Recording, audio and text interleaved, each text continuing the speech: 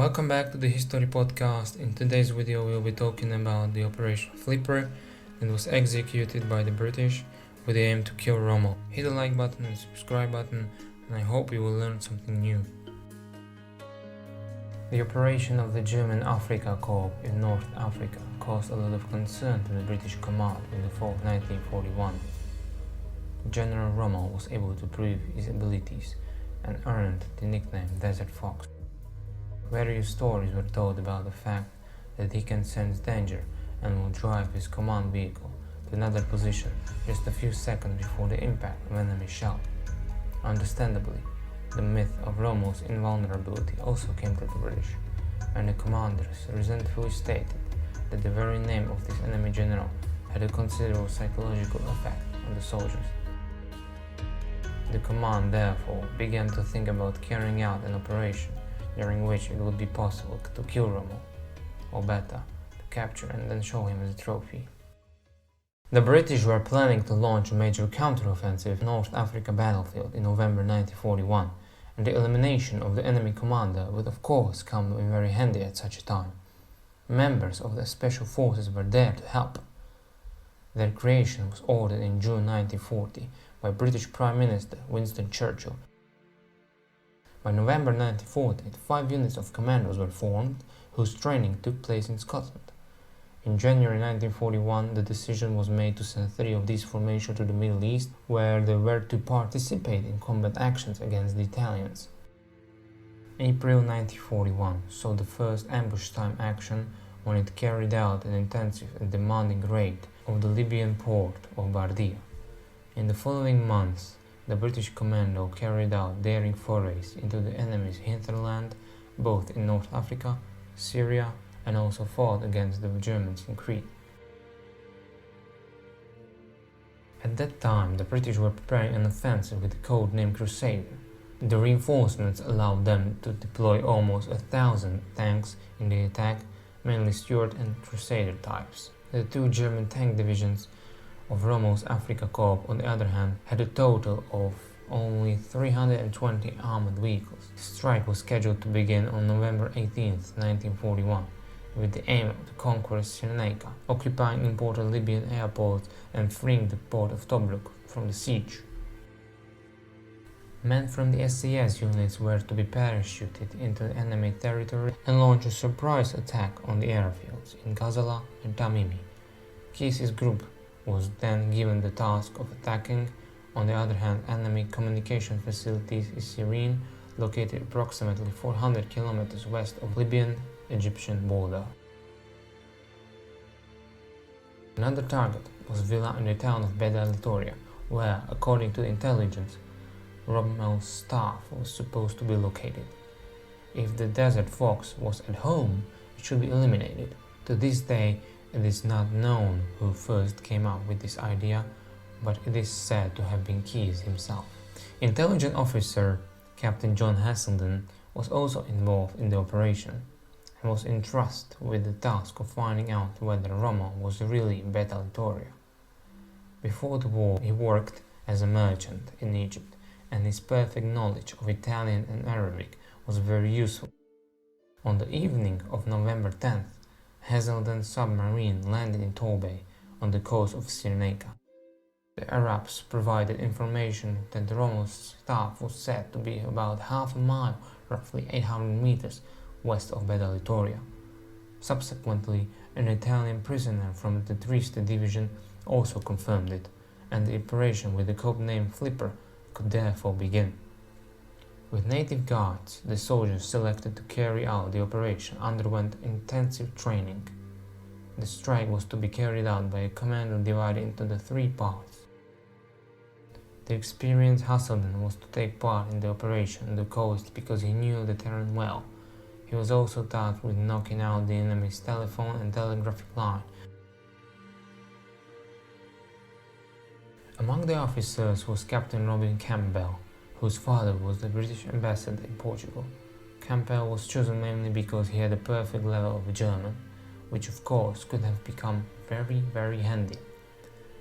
Groups 1 and 2 were to be accompanied by 1 guide from the Sesuni tribe each, so that the soldiers could better orient themselves, and the strike itself was to take place simultaneously in all places, just a few hours before the start of the entire British offensive. After completing their task, the individual groups were then supposed to withdraw back to the coast, where both submarines would be waiting for them.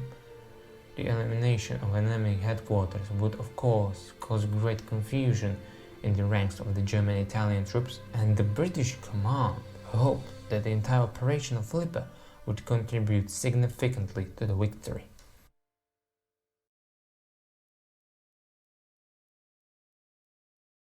It was only after 2 days of sailing that Keyes and Laycock familiarized their men with the true objectives of the operation.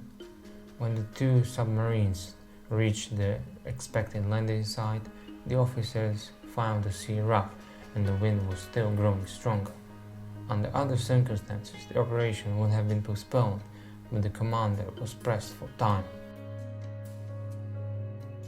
Meanwhile, Keyes' group found a cave a short distance from the coast where the soldiers could take shelter and dry off a bit around the fire. But the sea was still rough and the time was running low. In this situation, Keyes and Laycock decided not to wait any longer to carry out an operation only with the people who managed to land. The ambush of Rommel's staff at Beda Littoria, some 20 kilometers away, was to be carried out by Keyes with 18 men. Lieutenant Roy Coot, with 6 soldiers, was put in charge of an Italian command in Cyrene, and according to the original plan, Haselden with 6 men was also carried out destruction of the enemy lines of communication. Despite all this bad luck, however, Keyes was lucky in one case. During the march, he encountered members of the Senussi tribe. The villa stood in the middle of a grove and on the edge of the town.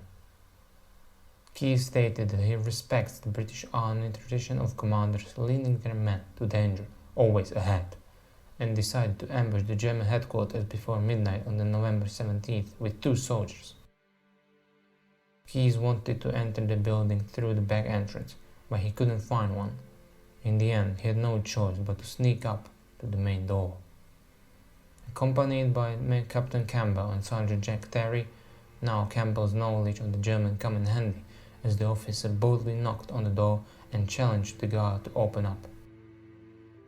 Of course, the German had no idea and opened the door. Campbell had no choice in this situation but to shoot the guard. Sergeant Terry sprang to the stairs with Thompson submachine gun, ready to eliminate any German who would try to penetrate from the first floor to the ground floor. Meanwhile, Keyes flung open to the door on the second door room. Campbell threw a hand grenade there. At the same time, however, the enemy fire was heard and the British lieutenant colonel fell mortally wounded. When Campbell was also shot in the leg, he had no choice but to retreat. The British also threw a few grenades into the window of the building and, led by uninjured Terry, disappeared into the darkness.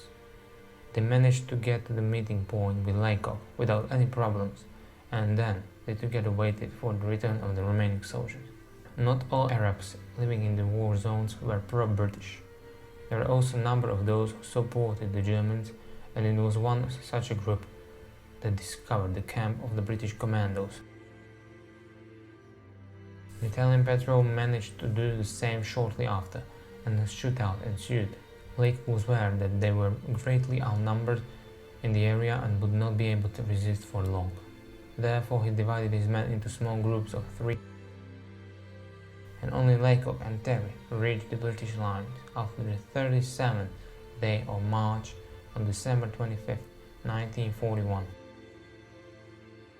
Brave Captain Campbell fell into the hands of the Italians and had to have his leg amputated in the prison camp. However, he survived the war and died in 1985 at the age of 71. Haselden was far more fortunate. He managed to return safely after the attack on the enemy's communication lines. And what about Rommel himself? He was not in the building at the time. It is also worth noting that he did not personally use this command post. However, to complete all this bad luck, the general was not even in North Africa at the time, because he was celebrating his 50th birthday with his wife in Rome. Operation Flipper was therefore doomed to failure in advance, but no one could deny the extraordinary bravery of the British led by Lieutenant Colonel Keyes.